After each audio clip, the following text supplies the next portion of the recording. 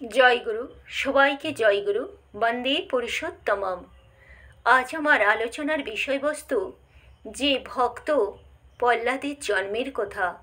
ভক্ত সন্তানের জন্ম কিভাবে দেওয়া যায়, কিভাবে সম্ভব? যদি বাবা ভালো না হয়, শুধু মা যদি ভালো হয়, মায়ের অন্তর যদি ভরা থাকে প্রিয় পরমকে নিয়ে, স্বামীকে নিয়ে, তাহলে কিন্তু ভালো সন্তানের জন্ম দেওয়া, ইষ্টপ্রাণ সেই ভগবানের প্রতি যে শ্রদ্ধা, প্রীতি, টান, অনুরাগ, তা সম্ভব যদি মা ভালো হয়, মা পবিত্র হয়, মা নির্মল হয়। এটাই আমার প্রিয় পরম বললেন। তিনি বললেন যে দৈত্যের মধ্যেও যে দেবভাব আদৌ থাকে না তা কিন্তু নয়, হয়তো সেটা নিস্তেজ থাকে, কিন্তু সেটা জাগানো যায় উপযুক্ত প্রেরণা দিয়ে।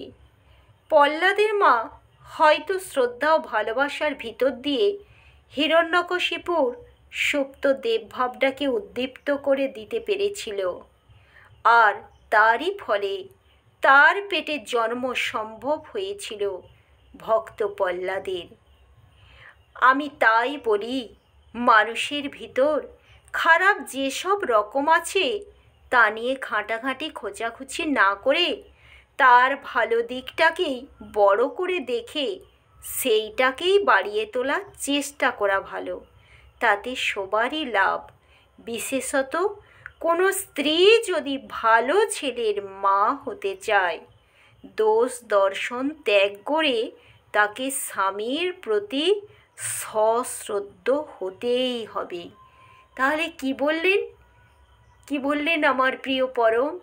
যে একটা কথা আছে না, যে দৈত্যকুলে প্রহ্লাদ, মানে ভক্ত প্রহ্লাদের জন্ম কি করে দৈত্যকুলে সম্ভব হলো, যে কিনা জন্ম থেকেই কৃষ্ণ ছাড়া কিছু জানে না, অথচ বাবা কিন্তু সেই কৃষ্ণ বিরোধী। তাহলে এই বিপরীত সত্তা কি করে সম্ভব? আসলে আমাদের মধ্যেই রয়েছে দৈবী সত্তা, মানে ভগবৎ সত্তা, আবার একদিকে অসুর সত্তা, আসুরিক সত্তা। আমরা যদি প্রত্যেক কি নারী কি পুরুষ সবার মধ্যেই আছে। তাই যখন আমরা, শ্রী ঠাকুর বলছেন যে কোনোটা সুপ্ত অবস্থায় থাকে, কোনোটা জেগে ওঠে, কারো মধ্যে ভগবৎ সত্তা বেশি জেগে ওঠে, তখন তাকে আমরা বলি দেবভাব সম্পন্ন মানুষ।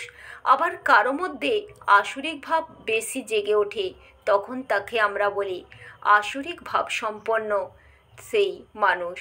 তাহলে আমরা যখন মা হতে যাব, প্রত্যেক মেয়েদের উচিত স্বামীর মধ্যে খারাপ যাই থাক, সেটাকে যদি আমরা ভালো তার কাছে কিছু পেতে চাই, তাহলে তার যে ভালো তার মধ্যে যেটা আছে, সেই ভালো জিনিসকে নিয়ে যদি আমি শ্রদ্ধা সম্পন্ন হয়ে স্বামীর প্রতি, তাহলে শ্রদ্ধা সম্পন্ন হয়ে সেটাকে নাড়াচাড়া করি, তার সেই ভাবটাকে জাগিয়ে তুলি, তাহলে কিন্তু সেই আসরিক ভাবসম্পন্ন পুরুষের কাছ থেকেও নারী দেবভাব সম্পন্ন সন্তান লাভ করতে পারে। এটা সম্ভব, এটা বিজ্ঞান, এখানে অবাস্তব বলে কিছু নেই।